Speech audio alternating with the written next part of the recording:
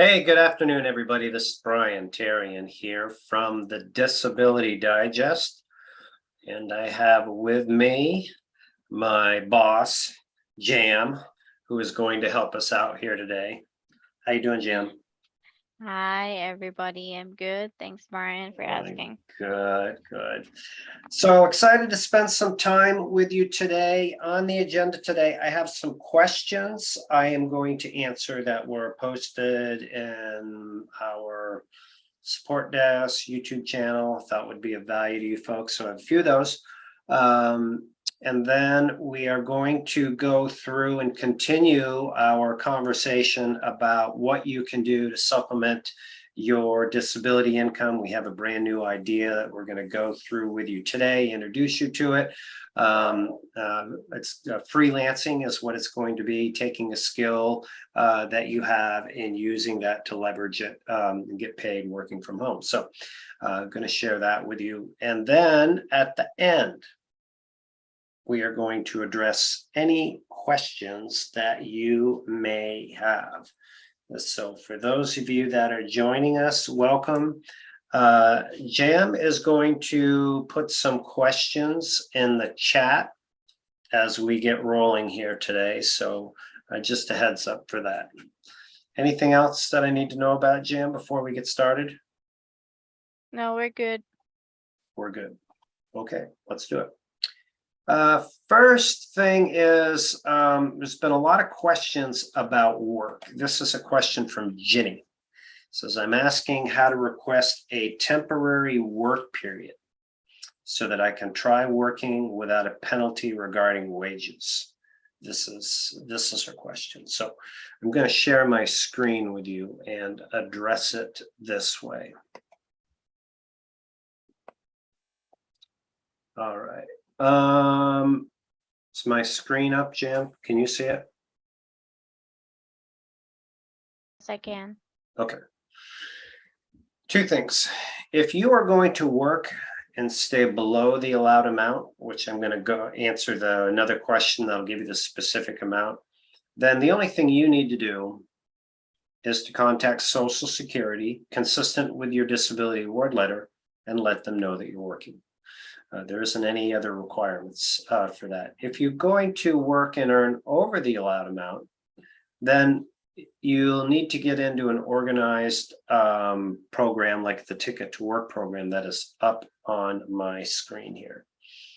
And the Ticket to Work program, if you're looking for this exact page and information about it, how to contact the Ticket to Work program, below this video or the replay, if you're watching it, in the information section, you will see a link to this as a resource for one of the options to go back to work.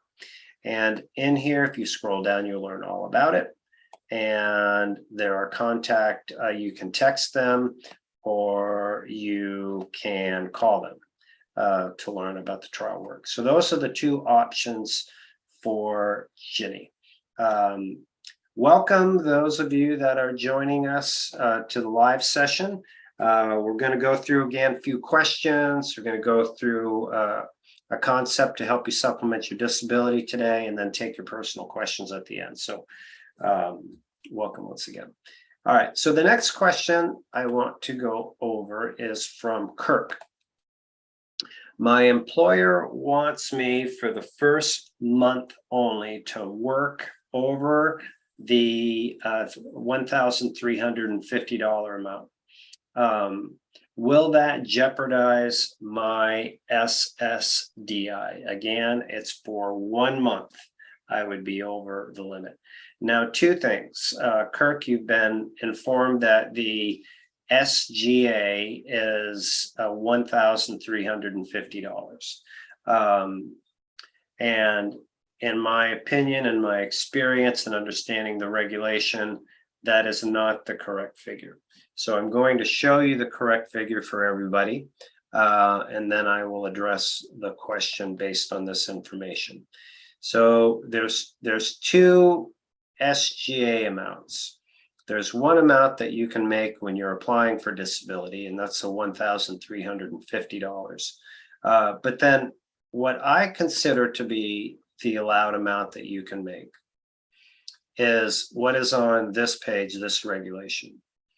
And I go by this because any month that your earnings exceed what is considered to be the allowed amount, you trigger one of your trial work periods. So if you're thinking it's $1,350, but it's actually any month through over $970, that's where people are getting into challenges, and they're getting these overpayments. So my answer for Kirk is any month you're over 970, you're going to use one of your 9 trial work periods that you have, and you can use up to 9 in a 5-year period, and then you're migrating off of your benefits. So that would be the answer. So yes, at 1350 or over 1350, you're using one of those. Won't have an immediate impact on your benefits if it's just for one. Okay, here's another YouTube question. I occasionally get royalty payments from books I've written. They can be small. Biggest I've ever gotten was a fair amount. I'm not going to reveal the actual amount.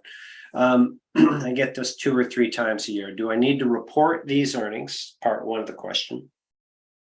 And what was part 2? Do I need to report these payments, and will they have an impact on my benefits? All right, so there's certain income that counts towards this 970, and that income is what's called gainful activity. Like right now, I'm working, I'm standing, I'm engaged, I'm doing this to earn money.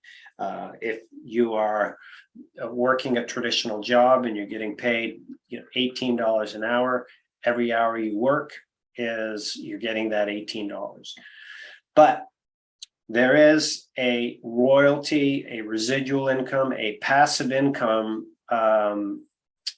segment of the IRS code that doesn't deem this income because it's to be impact your benefits. And the reason for that is it's work that you have already done in the past, and you're getting royalties paid for it. It's like an investment. So to learn more about this, I did an interview with a member here, Michael, that went through the disability approval process with around $2,200 a month in passive income. And the allowed amount at the time, I don't know exactly what it was, but I'm going to say it was around $1,000. That interview with Michael is going to be below this replay. So just go in and look at that. So the answer to this question is no. All right, the next and the last question I want to go through is, Jam, if you would just ask the audience, like if you would ask the audience like where they're at in the process, like the 1, 2, okay, that would be great. Lana, Michael, welcome. JR, good to have you here. Okay, where was first I'm gonna ask our viewers what was the type of career? Yes, exactly. So heads up for all of you that are out there. It would be really helpful to respond to the question that Jam's going to put in the text, so that we know, like, if you were a plumber, electrician, an astronaut, or what you did for work, or maybe you're still working what you're doing. Okay. There was a video that was contributed by a member, Christine. This is the video right here that created a lot of questions. Most of them were not so good as far as their attitude, but I want to address them anyway. And Christine's situation is she was 49 years old. She got approved in 5 months. And there are several questions about it. This one is, the video did not explain how she got her benefits in 5 months. It's clickbait or on another advertisement video. That's all. Well, it was contributed by Christine. It wasn't produced by us. It was an independent contribution, but I will share the information that I can. There's, privacy requirements, but I can speak generically about what was done to help Christine and others. Here at the Disability Digest, if we work with somebody directly on their case as their representative, then we have 47% of those are approved at the initial application. So Christine is not the only one, there's several others. But there's some key things that we do. Now, at 49 years old, for Christine, she had sitting and standing limitations due to multiple conditions like chronic pain related. And so you have to prove that she is not able to do any job in the United States. And that's not the work that she was doing before. That would be like, think about when you go into Walmart, like you see people there that are the greeters. They're just like, hey, can I help you? What do you need? Aisle 5, aisle 7, that type of job. Or somebody that is sitting in a parking garage attendant booth. Sitting there, you can sit, you can stand, you can probably sleep in some of them. But even a job like that, that is has a low level, it's not very complicated, low level skill required. So these are the jobs that you need to prove for somebody that's under 50. So the process that we use is the steps that are in our Social Security Disability Approval course. It's just that we've been doing it for 16 years and we have experience in doing it. So I'm going to go through and hit the highlights. And if you're a member here and you're going through the disability approval process, you have this very page.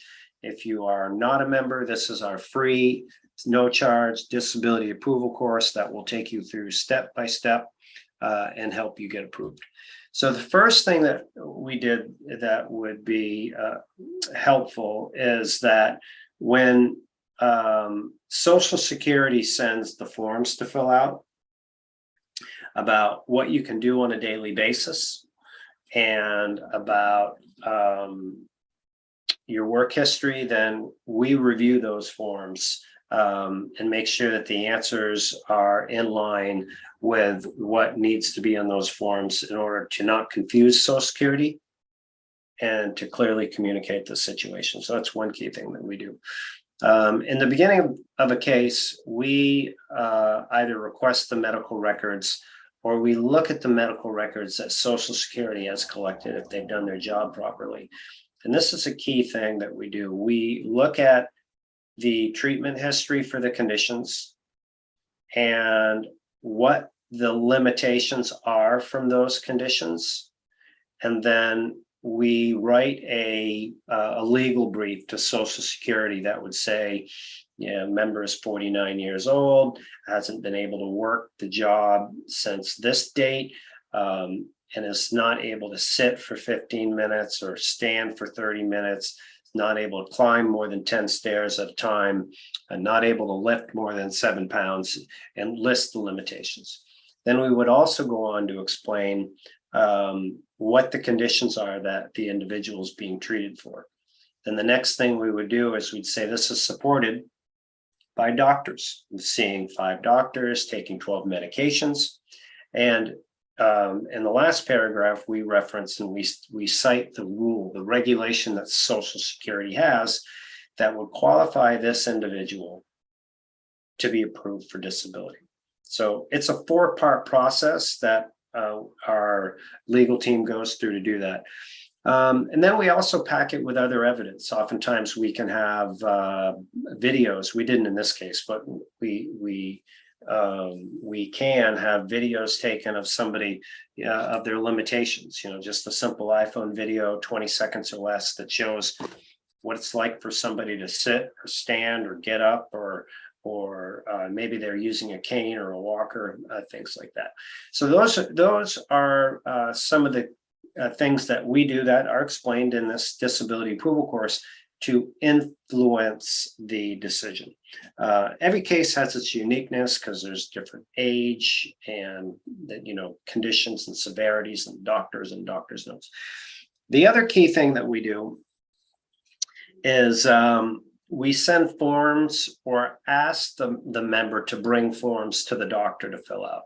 and they're called residual functional capacity reports. They're forms that Social Security recognizes.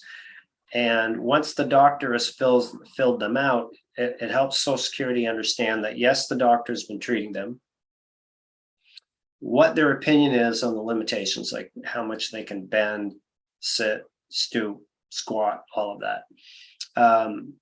How many days a month they would be off task, meaning that they wouldn't be able to work. So if they say, oh, geez, say you're not going to be able to work 10 or more days a month, then there's nobody that's going to hire them. That severely validates that, they're being treated and they just have limitations that prevent them from working. So if you're doing this on yourself, which by yourself, then, again, the information is here. This is the key steps that we do and have done to help individuals like that get approved. So I hope this was helpful in answering that question. All right, so before I get on to the main event today of our new idea that we want to share with you about how to supplement your income, I do want to get a feel for some individuals out here and what they have done for work. Have we asked that? Oh yeah, we have asked that. Okay, Yeah. medical nurse assistant. Okay, some nursing experience. I don't see any astronauts. Okay. All right, good. That was helpful. And also, Brian, if they could answer our poll. Oh, the poll. Okay. Yeah, we currently have 24 viewers, but we only got 6 votes. Okay. Right now we're up to 66 on the screen that I see. So, okay. Okay. So heads up, please answer the poll. That will help us. I see it's climbing up right now.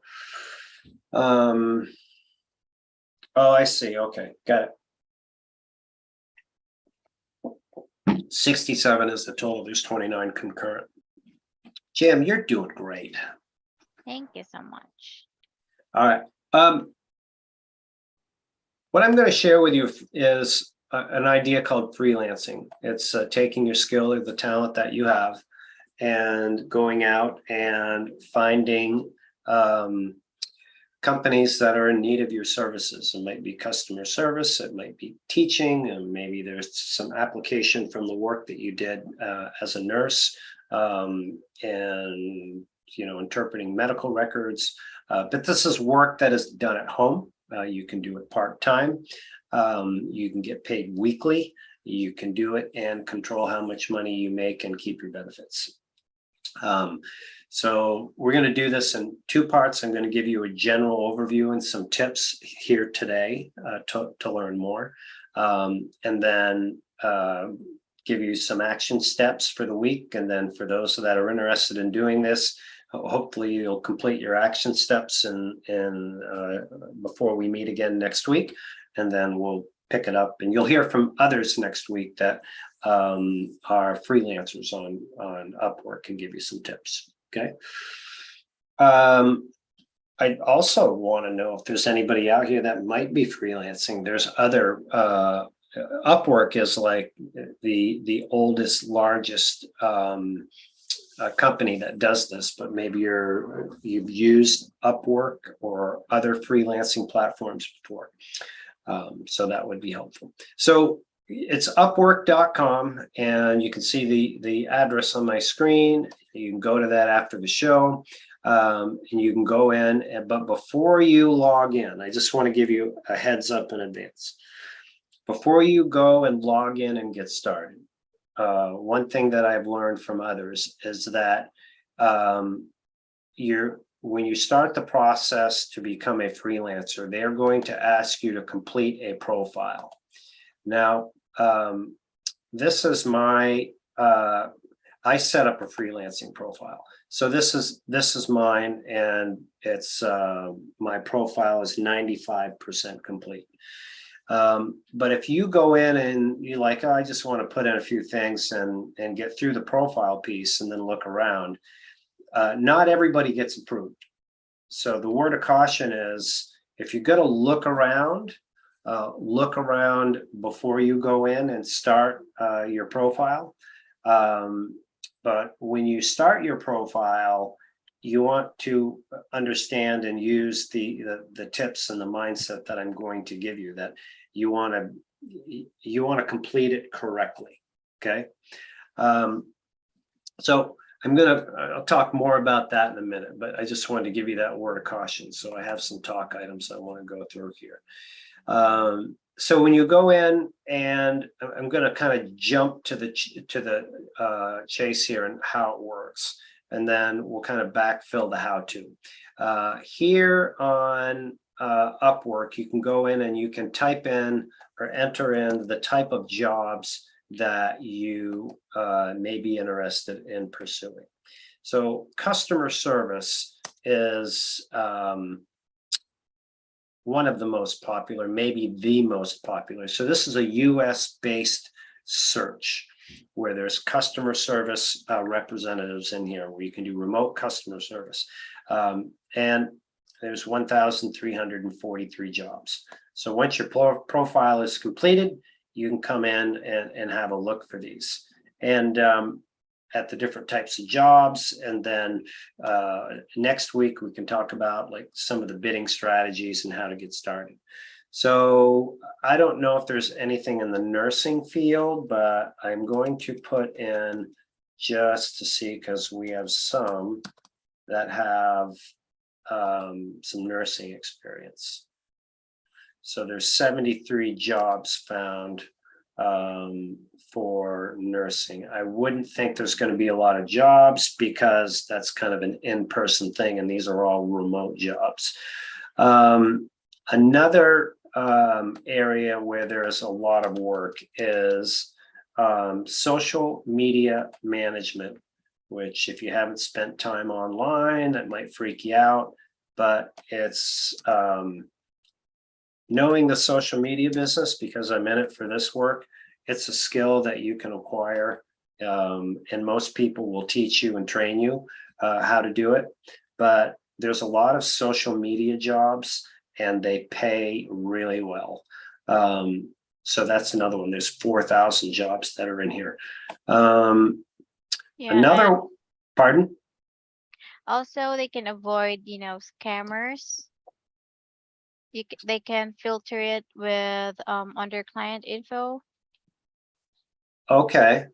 Yeah, they can avoid scammers by filtering the client info that has payment verified. Right on your left side, Brian. Right on the left side. Okay. Down. Yeah, that one. Payment verified. Okay, Yeah. so if we select that, filter. Oh, it drops it. Yeah. Oh, good tip, Jam. Thank you. Yeah. All right. I just want to repeat that so everybody knows when you're doing your job search, payment verified means that the employer or contractor that you are going to work for has actually had payments go through the Upwork system. They're not somebody that's new. Some of them are new. You can see how much they have spent on Upwork. Yeah. Like the first one. Right here, personal assistant. Yeah, under you can see the blue check. Yes. At the payment bottom verified. and right side, yeah, 0 spent. But yeah. Okay, so this one has spent 300K. It just means that their salaries are they pay on time, and they have verified their accounts. They have connected their bank accounts to Upwork. That's why they got verified. And they've got a star rating program here. Okay. Yeah. Awesome. Thanks for that contribution. And what's nice is both employee and employers can rate each other. All right.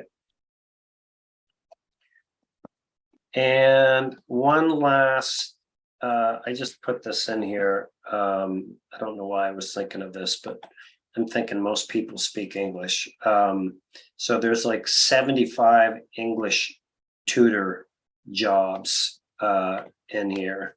And so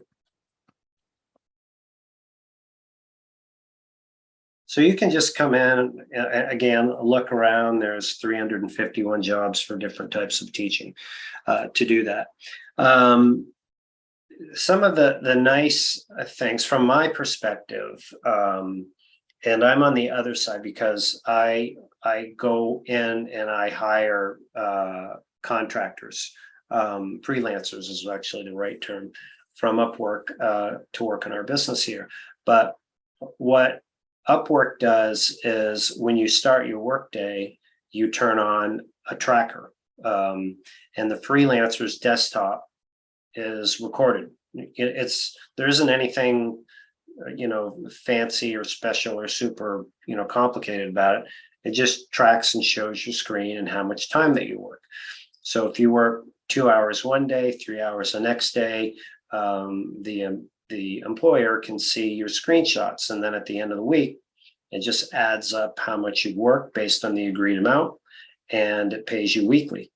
So it's nice way to get some consistent cash coming in to supplement your income. So those are a few tips on it. For this week, what my suggestion is go and learn. If you're comfortable and you like, I know my resume, my credentials, and my experience, especially if you've gone through the disability approval process and you've entered your work history into the work history form, that information and the skill sets that you have are going to be the most valuable information to put into your profile. And if you look to go into a competitive area like customer service, then where there's a lot of jobs, what I've learned from others is that you really need to have a solid profile, because again, not all of them are going to get approved. So this week, go in, check it out, set up your profile. Then next week, when we reconvene, we can answer any questions, give you a few more tips. You can learn from others that are freelancers to help you with that. So at this time, unless I missed anything on this segment that you can think of, Jam, I'm going to move on to take some individual questions. Yeah. All right. For questions, would you like to point them out for me so that I make sure I don't miss any? Sure. I have one question here. Michael Robinson. Mm-hmm. I just got my first disability check on the 1st. How long will it be to get my first payment of back pay? And do I have to sign up for Medicare, or will I automatically get it? Okay. First of all, big shout out for getting approved, everybody, for Michael. Mm-hmm. To answer your question, it's going to be dependent upon if you got approved at either the initial application, the reconsideration, or a hearing. Okay. So if Michael, if you could answer that question for us, that would be great.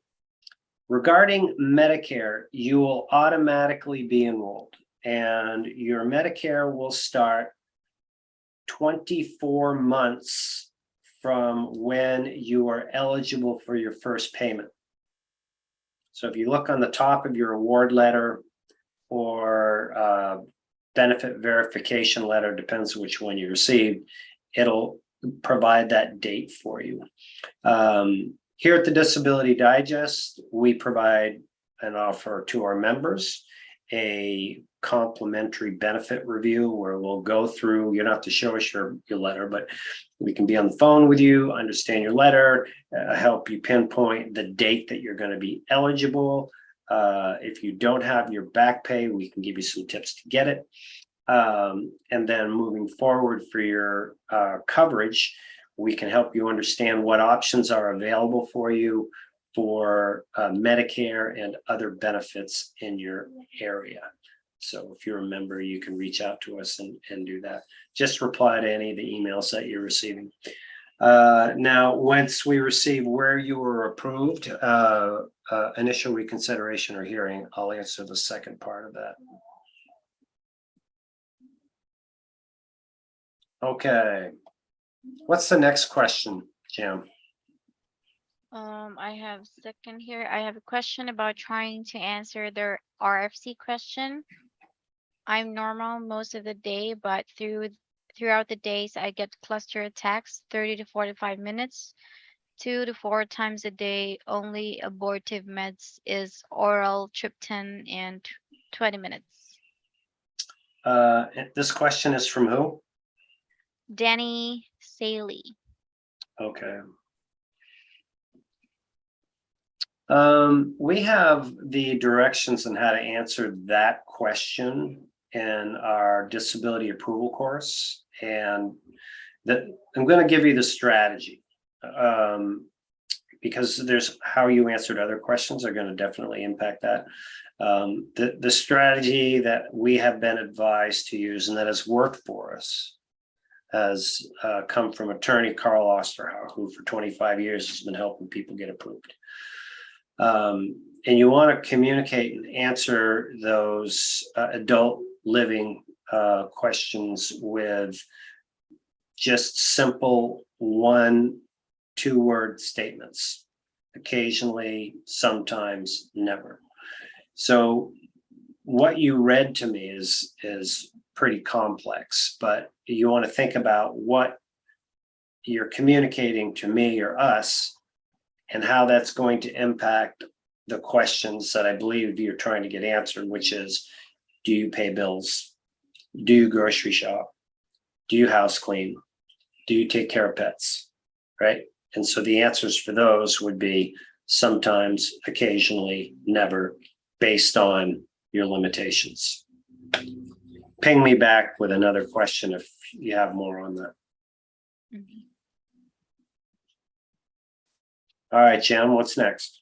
I am currently receiving disability from Social Security. I also have a Teamsters pension that I haven't been able to access, and for some reason, Social Security can't find. Social Security cannot find the Teamsters.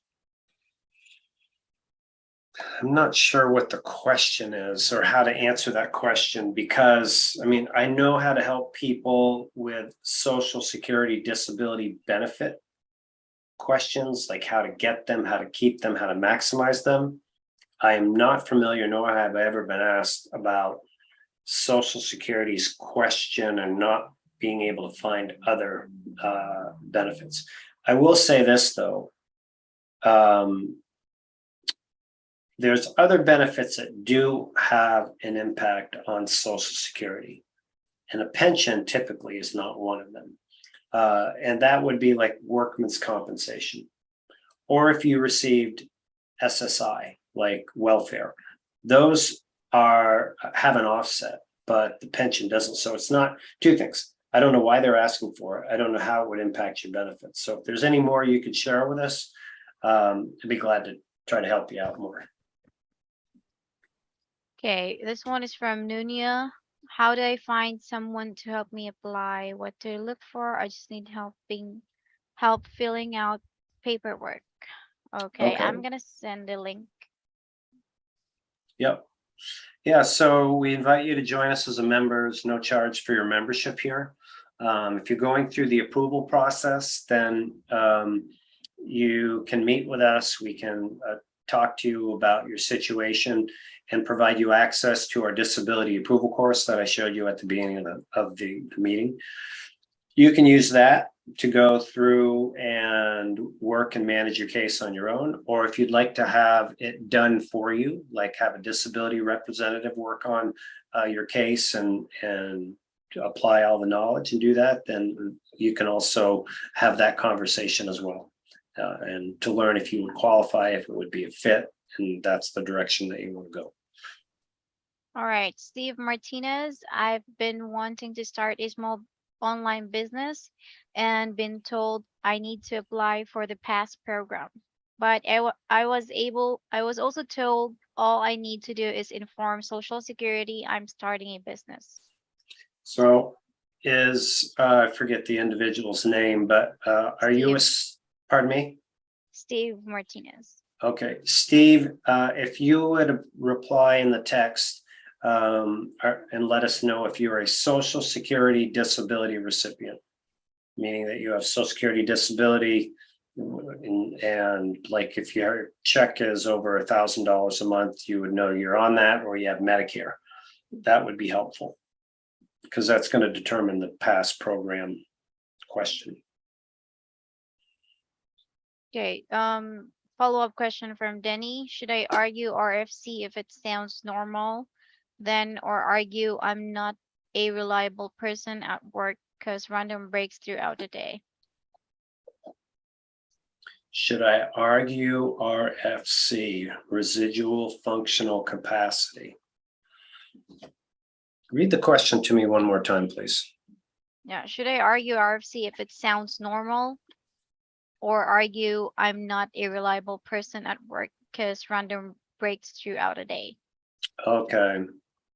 So RFC is the residual functional capacity report that the doctor fills out. My hunch is maybe the doctor filled one out that is not consistent with the limitations, which I just had a situation like this morning. And if that is the case, then definitely argue it. Here's the deal with doctors. They don't really understand you because they're not with you all the time. You get that 12-minute visit. So this situation that I had this morning is doctors had filled out a residual functional capacity report. And this will also apply to you folks that are already approved, because if you go through a review, you might end up having to do this. So they fill this out, and it goes through and it lists all of the things that this individual cannot do: sit, stand, bend, stoop, all that. But then in the bottom, when it asks how many days they think that they would not be able to work a month, they put 2, right? So I'm looking at it and like, this doesn't make sense. But Social Security is going to look at that and say, well, if you're only going to miss 2 days a week or 2 days a month, then you can work a regular job. That's why they have FMLA. So yeah, for sure, argue it. How are we doing on, is it Michael that wanted to know about the back pay? Did he reply? Not yet. Okay. Let me just get that one off my chest and I'll give it a general answer. If you applied at the initial, if you got approved at the initial level or the reconsideration level and you already have your letter, you should be paid. And if you went to a hearing and got approved and then received a letter, you receive you receive the first letter, which is I'm drawing a blank here, award letter. No, sorry. Boom. Decision letter is the first one that you receive. They call that a brain cramp. So you receive a decision letter from your hearing, says, hey, you went to a hearing, you were approved. Great. And then expect another letter within 60 days that's going to define all of your payments and awards. When that second letter comes, the award letter, right around that time, you should receive your payment, which would be announcement of your first monthly payment and your back payment. The exceptions are if you have some other offset like workers' compensation case, or if you have collected SSI, that might delay the payment. So if you're not getting paid, then contact the caseworker if it's at the initial or reconsideration level and say, hey, what can I do today to help you get me paid today? If it's at the hearing level, then you would want to contact the hearing office, which is in the top right-hand corner of your notification of hearing. Same question, what can I do today to get my back payment paid today? Okay, all right, let's move on to the next one. Okay, if I listed my work history as 2014 to 2021, same place the entire time, but Social Security listed them broken down by contractor dates, will there be a problem?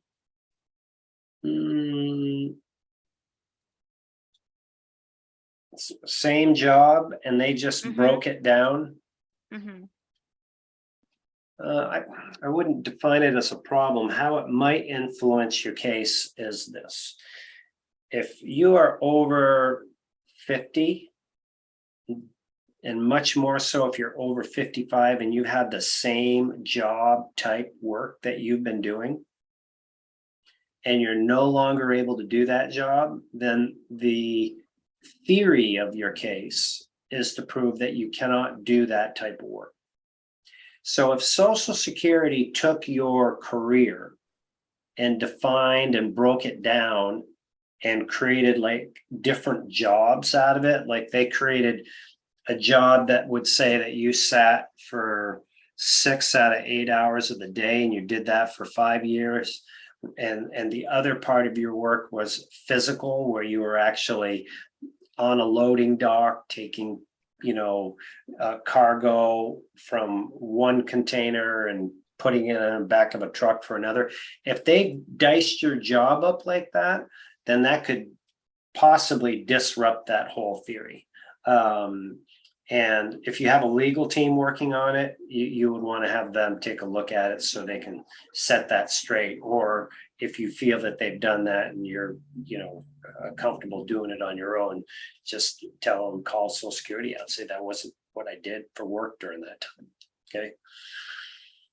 Good questions today. Mm-hmm. What happens at month 10 of the 9-month work trial period? I'm not exactly sure. I know that you're going to migrate off of benefits. You can keep your Medicare for a while, but your payment either stops or will stop soon. I'm not 100% certain. But in the beginning of the show, I put up the trial work period. You can contact them, and they'll let you know.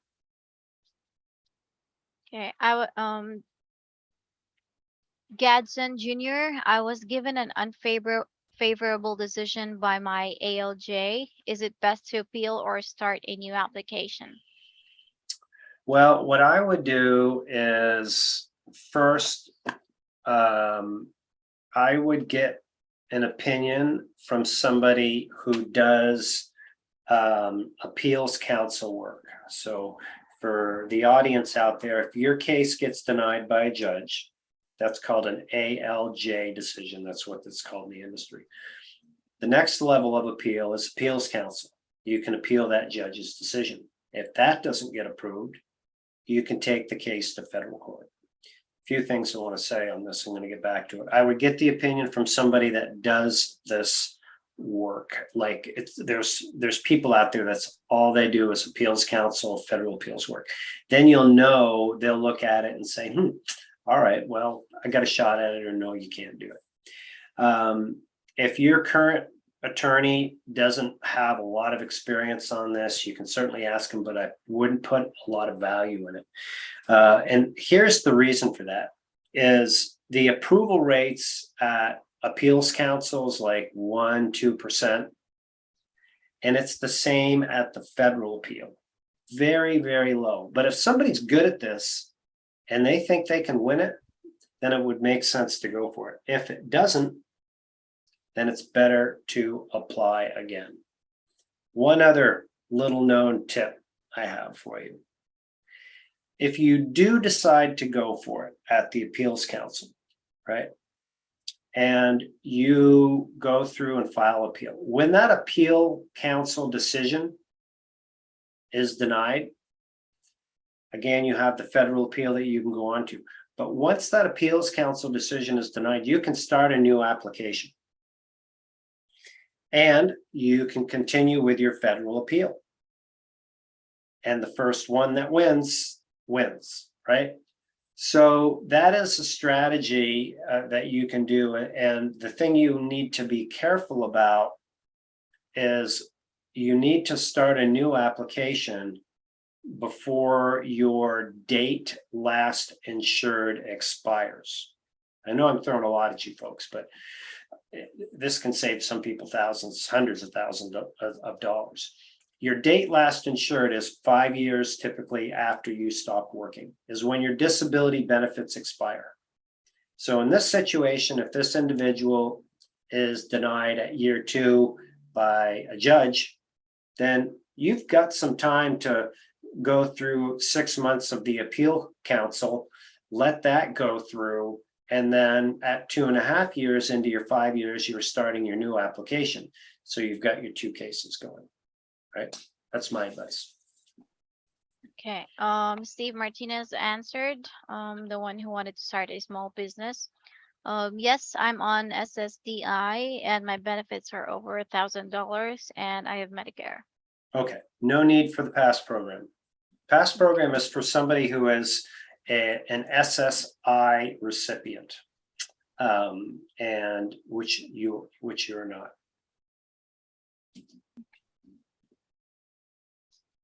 All right. If I just got my first check this month, when will I get my first back pay payment? Michael Robinson. Okay, well, we did talk about Michael, so and who to contact at initial, it's the local office. At hearing, it's the hearing office.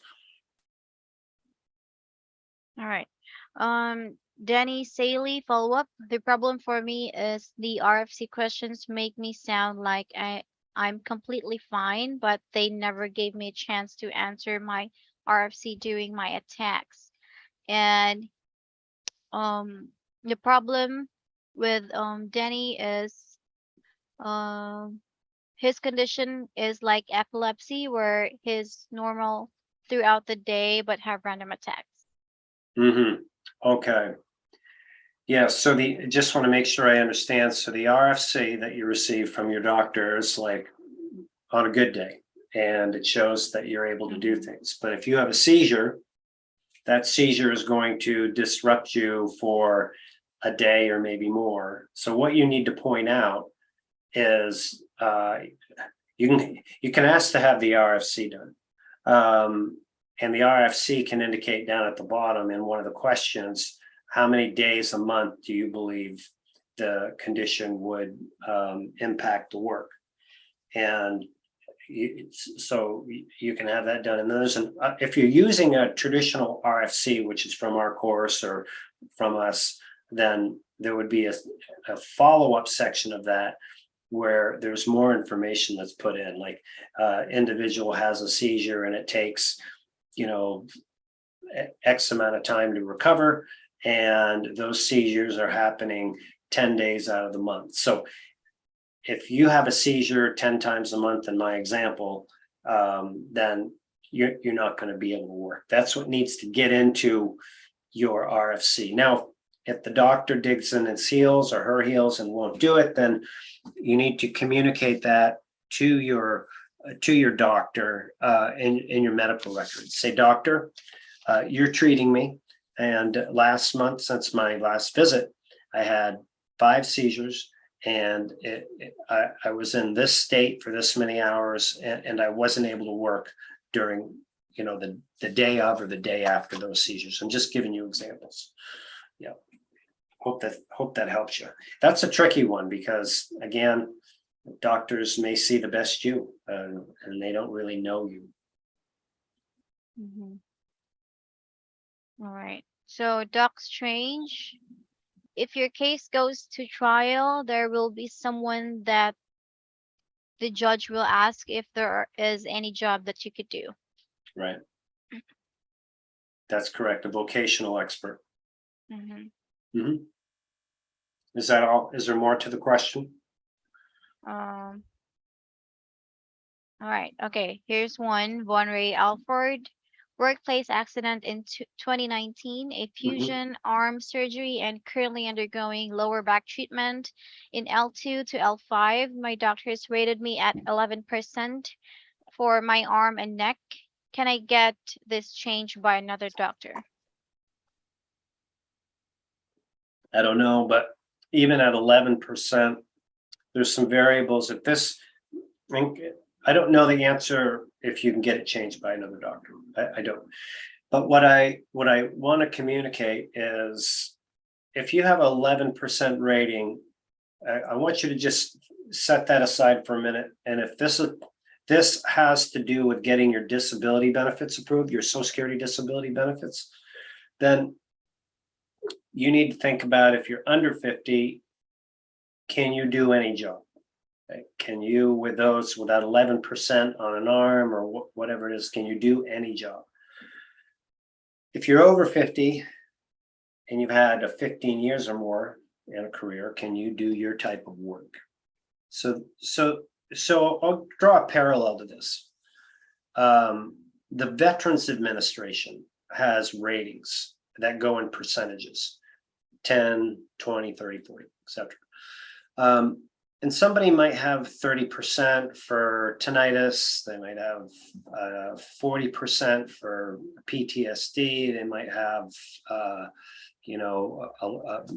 a back fusion that's another 50, so it goes over 100%. And it still could be that they could not get approved because even though they have these different collective ratings from the VA, the Social Security Administration still believes that they could do some type of work. So my point is, be careful about how you allow these other ratings to influence the rules for Social Security because they're unique. All right, Jam, you're doing wonderful. Shout out to Jam. Thank you. And also, if they could answer our poll, I didn't end it yet. Okay, I only right. got 23 votes. Okay, right. So the poll again is we want to know where you're at in the approval process. Right? Not applied, applied and waiting, denied, or approved. All right. Okay. Any other questions?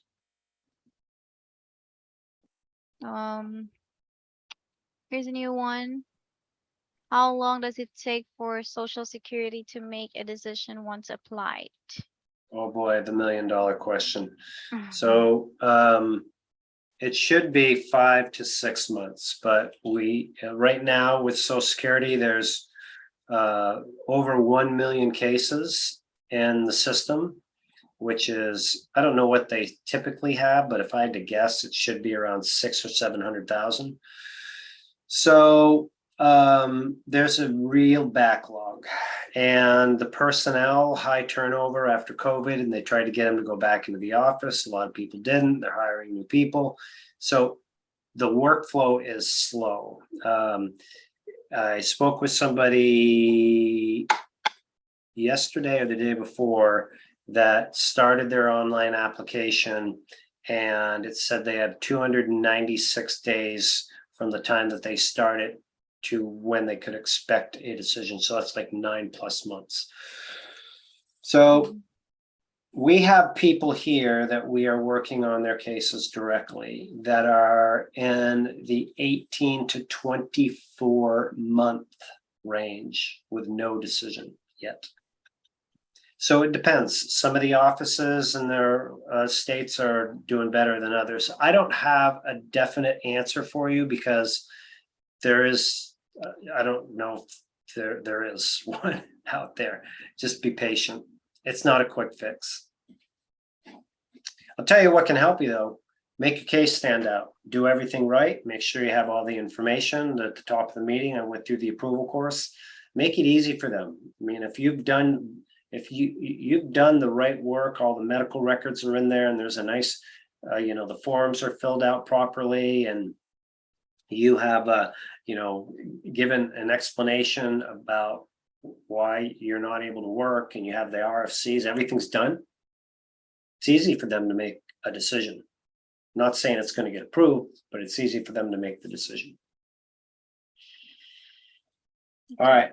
I've got about 6 more minutes, so let's take one, maybe 2 more questions, Jim. Okay, for Nunia, vocational rehab has tried helping me twice. They educated me to be a basic EMT first, but then my back made it impossible, so they tried to help me again. But after a year, we couldn't get me approved for help with what I wanted. And I applied in 2015. I was denied. Do I apply again? Yeah. Well, you would first, before you apply, if you've been out of work for a while, I'm concerned that you might not qualify for a disability check anymore because it's been more than 5 years. So go to ssa.gov and either open an account or log into an account that you already have and look for the information that will allow you to understand if you qualify for a check. Like there's an estimated benefits tab. It'll show you 3 amounts: full retirement, age 62, and your disability amount. And if you don't qualify for a disability check, it'll tell you that. That's your first step. If you do, then yes, I would. If you can't work, that's why the benefits are there. And she asked, do I act like it's my first time applying for it? Yes. So it's a new case, new evidence, new treatment. What you did with Voc Rehab could actually help you out. You know, you've tried to work, you've done things that could be beneficial for you.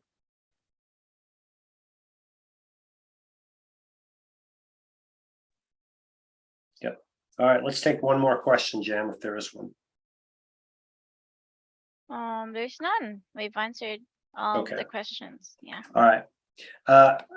Let's wrap up here before, you know, in preparation of next week. You know, we went through the freelancing strategy. Go in, check it out. When you're ready, set up your profile. Next week, we'll go through some more on this, a bit of a deeper dive, and to help you out. So that would be great. I thank everybody for attending today. These live events are held most Wednesdays. And usually on Monday or Tuesday, you can look on our YouTube channel and you can see, and then you can just set yourself a reminder for that. And then we produce other little snippets throughout the week, bits of information. We have the July update that's going to be coming out on Monday. There's some new information that was released in July about the Social Security Administration that will be in that.